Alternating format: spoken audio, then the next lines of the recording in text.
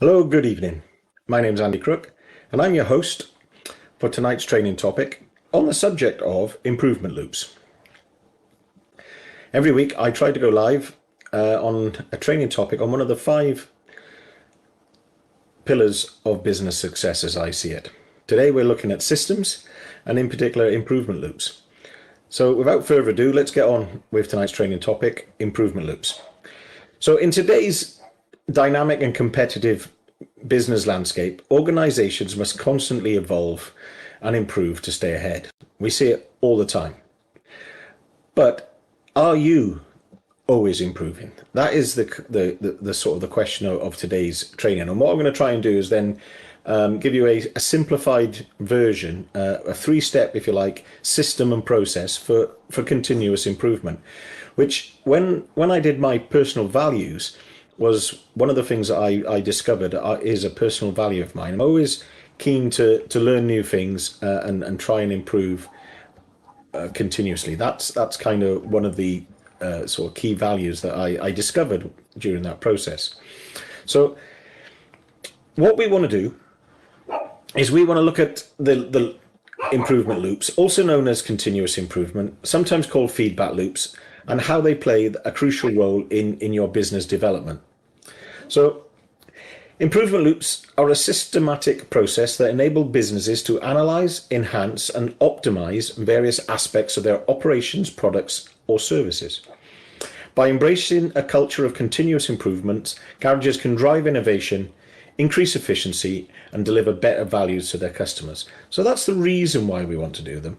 Yeah, it's about continuous improvement, and really, it can only be done in a business culture where there's openness and trust, because as we'll see as we go through, it requires a number of previous training topics to be sort of, I wouldn't say you'd need to have definitely have seen them, but you need to be aware of some of those subjects, because this particular training topic brings together a number of other areas within sort of business improvement and that kind of self-development idea. So what we're going to do, we'll look at the 3 areas of the system, and then I'll try and give you an example if we haven't run out of time at the end. So the 3 areas are assessing and identifying areas of improvement, generating and implementing solutions, and finally monitor and evaluate and adjust. And they're the 3, if you like, steps to the process. So let's talk about them each in turn and go through what each step is about, and then we can have a look at an example, because I believe using an example brings the training topic together and makes it more relevant to your business. So the first stage, if you like, of the system is assessing and identifying areas for improvement. So the first step is to assess the current state of your business and then identify any areas that require improvement. Now, we all, I suppose, know that there are areas for improvement in our business, but we need to know which areas to improve first, because we could try it and improve everything, and we end up improving nothing, because if everything's important, nothing's important. So there's one area, one idea, if you like. And one of the ways we can identify which areas to improve is through data analysis, performance metrics, customer feedback, or employee input. Now, these are all different methods of identifying areas for improvement. So one of the ways I like to look at data, because basically that's kind of one of the areas that I'm particularly strong at, is data analysis. It's been a kind of career, if you like. I do data analysis of driver performance, so it's something I'm very comfortable with. But other people might prefer to look at customer feedback. You might be a little bit more people-centered, and you might want to engage with your customers and seek their feedback. And this can be done in other ways other than just reviews. Or you might even want to seek employee input.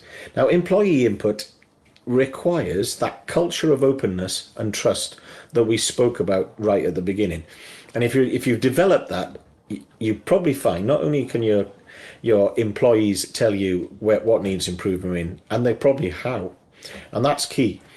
But it can also be done through performance metrics. Now, the difference between data analysis and performance metrics, we've covered it in a training topic. The difference between a metric and data basically is having a comparator. But we'll talk a little bit more about that if we get chance as we go on. So what we need to do is we need to take a holistic approach and consider all different aspects, such as processes, products, the services we provide, the customer experience, and the internal operations of the business. So that's the whole thing, if you like. But we need to do it from quite high up. We need to have a real big macro view rather than a micro view, which is what we tend to have as business owners, especially if we work day to day in the business. If we're spending our time working in it, we don't spend enough time working on it. So what we need to do, we need to take time out and take that sort of much more, if you say, considered and high level view of the entire business and how it operates. And the goal of doing this is to pinpoint the specific pain points, the inefficiencies, and the opportunities for enhancement. That is the whole point of this stage. And a good methodology for this, and we've done a training topic on it, is look at your lowest level needs analysis. So what are the level needs? Well, Mike Michalowicz did a book called Fix This Next. We've done a training topic, as I said, and he identified 5 level needs of every business. And he simplified them to a sales level need, a profit level need, an order level need, an impact level need, and a legacy level need. Now, we're going to ignore the final 2, impact and legacy, because if you have needs in that area, you're probably doing business better than me, and therefore you don't need my advice. But most small and certainly most macro businesses have a need at the first 3 levels. And the first level is sales.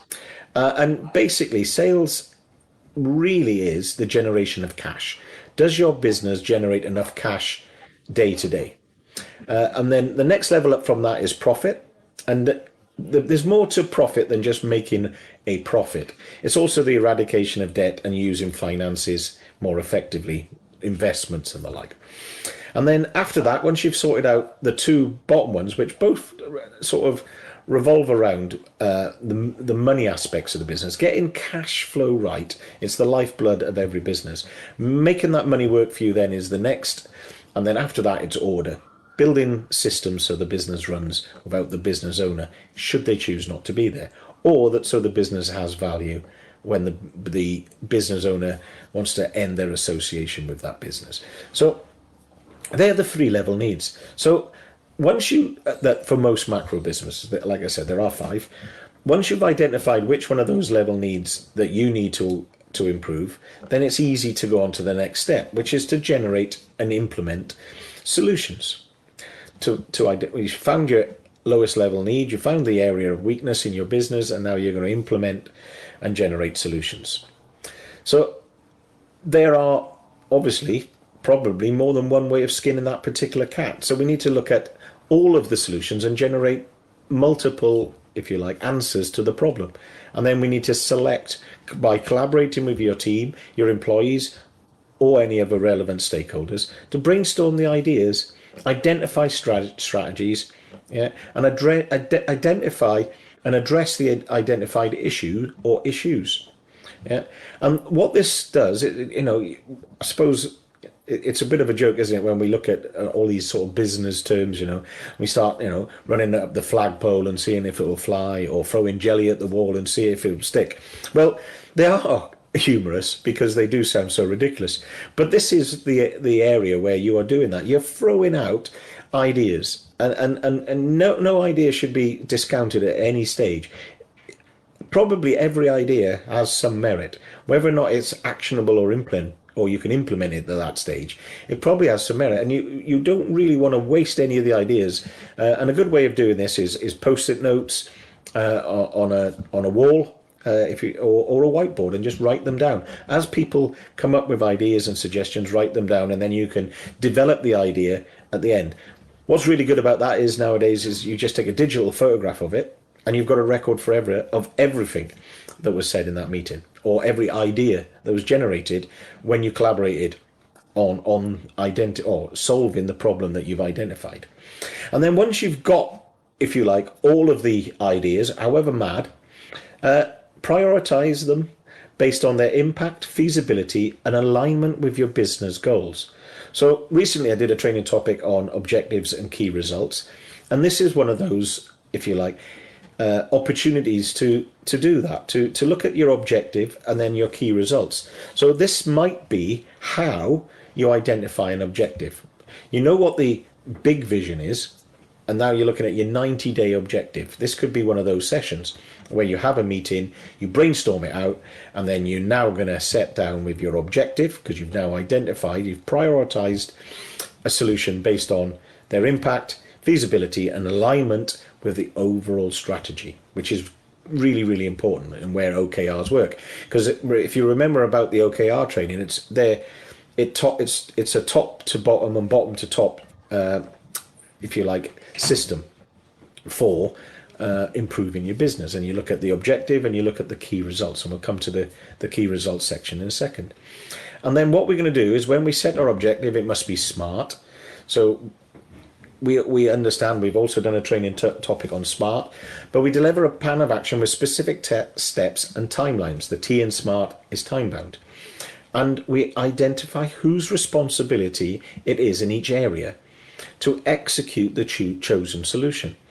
And that's one of the key things about OKRs, is everyone has a responsibility, and from the overall objective, every individual in the business who's partaking, if you like, in this improvement loop has their own objective within that objective and their own key result within the group of key results. So if you manage a small team, everyone in the team has their own objective and key result. You as the, if you like, team leader have your objective and key result, and you may report further back or further up the chain within the business, or that small team might report to you as the business owner.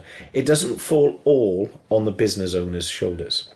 So once we've done that, we need to monitor, evaluate, and adjust, which is the final stage of the process. So once we're implementing the chosen solution, it's not the end of the loop. Yeah, it's essential to monitor and evaluate the outcomes. And then once we're continuously measuring the impact of the implemented changes by tracking the relevant metrics or indicators, we'll talk about that in a second, and we'll assess whether or not the improvements have had the desired result, and then make adjustments if necessary.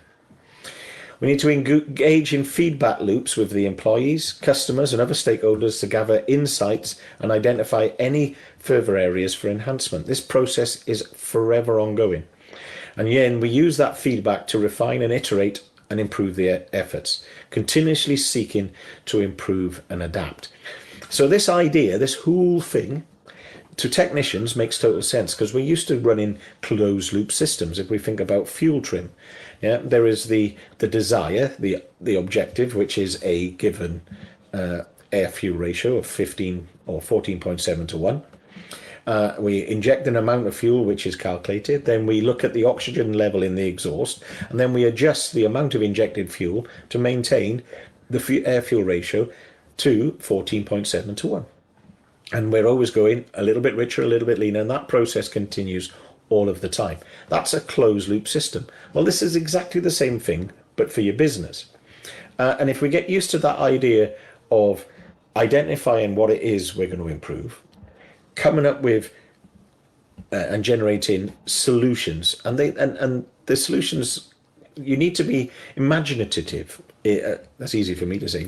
You need to be, if you like, you need a diverse variety of solutions. If they're only just the business owner giving out the solutions, it's always going to be the same, and you're probably going to end up with the same result. We need everybody's participation. Once we identify if you like, the most feasible, with the greatest impact, that aligns greatest with your business strategy, once we have that objective, then what we need to do is monitor, evaluate, and adjust continuously until we get to the desired goal, and then we start the process all over again. So let's give you an example quickly before we run out of time. So if we have a sales level need in our business, and as I understand it from the Federation of Small Business, Most macro businesses have a cash flow need. So we ought to work at the lowest level until we've cracked it. And what we have at a sales level need, there's an acronym that I use called ACDC, which one of my favorite bands, which helps me remember it.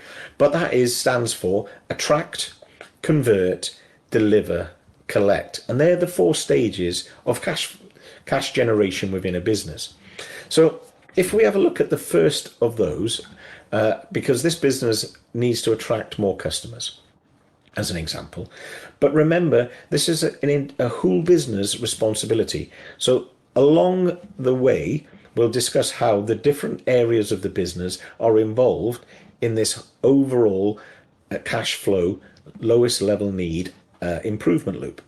So what they've come up with as a solution is they need to improve lead generation and conversion within their business.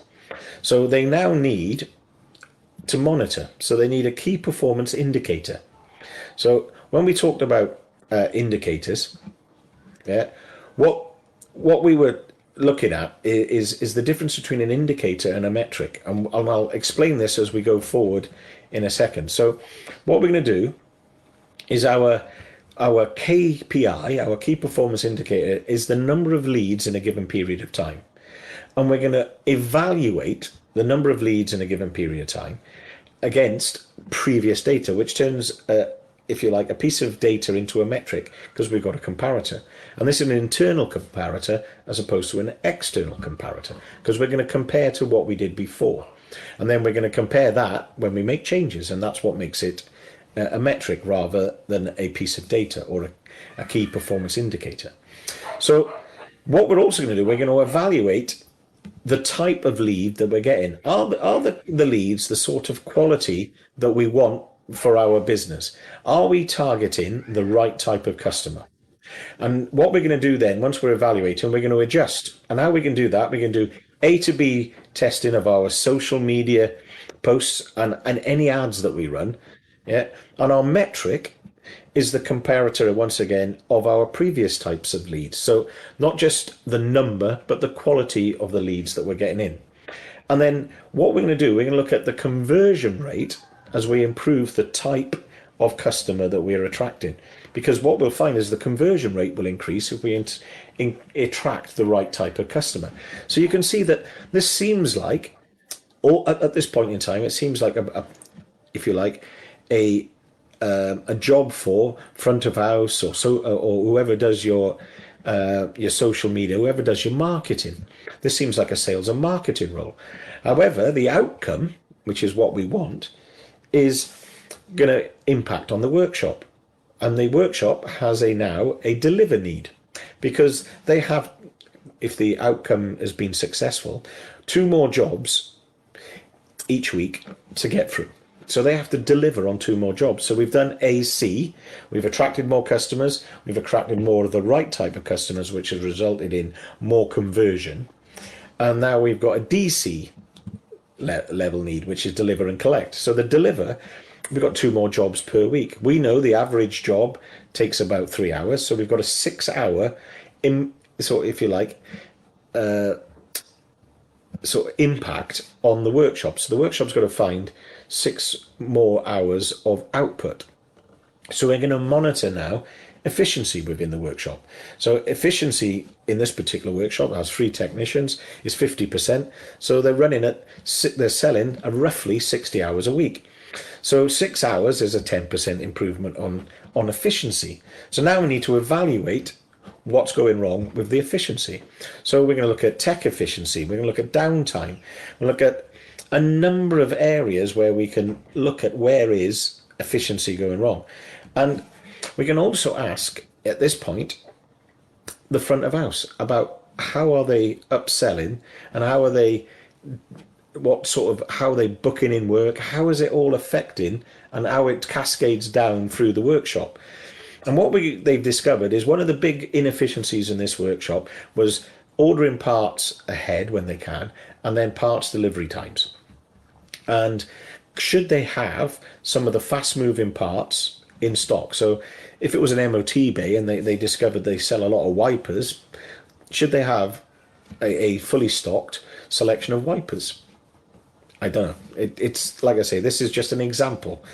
But they're starting now and looking at different things. Should they look at the customer communication side of things?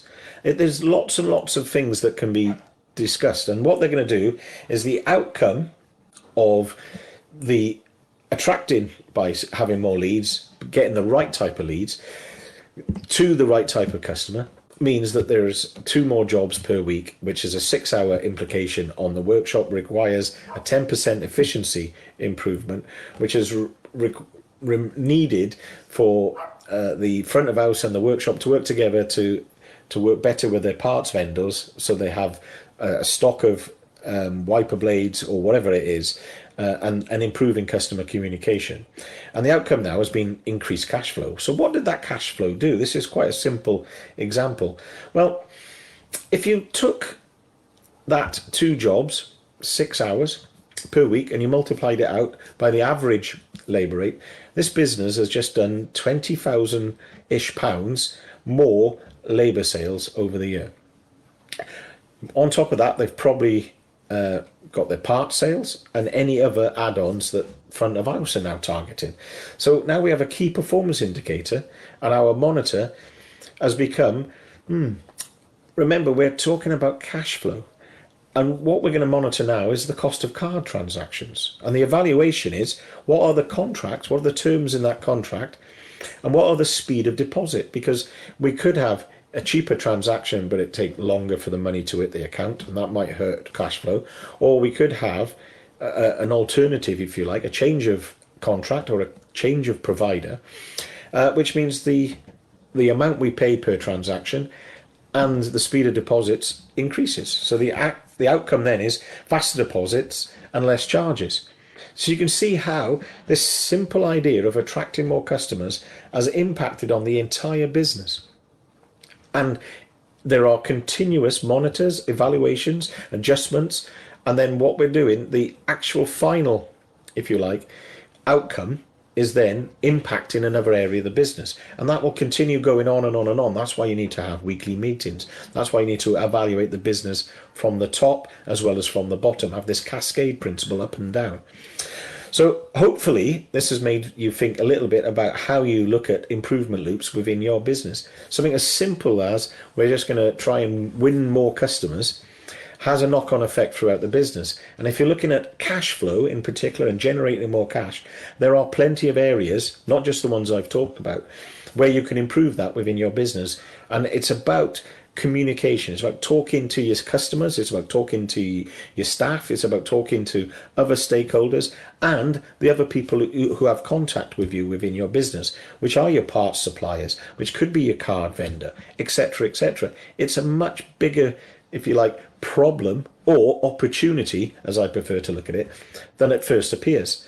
So by following this simplified 3-step process, garages can establish a continuous cycle of improvement. Regularly assess, generate solutions, evaluate the outcomes, and drive progress to maintain a competitive edge in the ever-evolving automotive landscape. Remember, the improvement journey is a continuous one, and the key to foster a culture that embraces change, learning, innovation, and trust is a must if you're going to use improvement loops and involve your staff. I've been Andy Crook. Hopefully you've been informed. If you've got any questions, send me a message or get in touch via social media or any of the other ways you can get in touch nowadays, whether you're listening to this on the podcast or in the group, or you're seeing it in some other area. Search for Andy Crook and Atomic Success. I'm sure you'll be able to get in touch. Thanks for listening.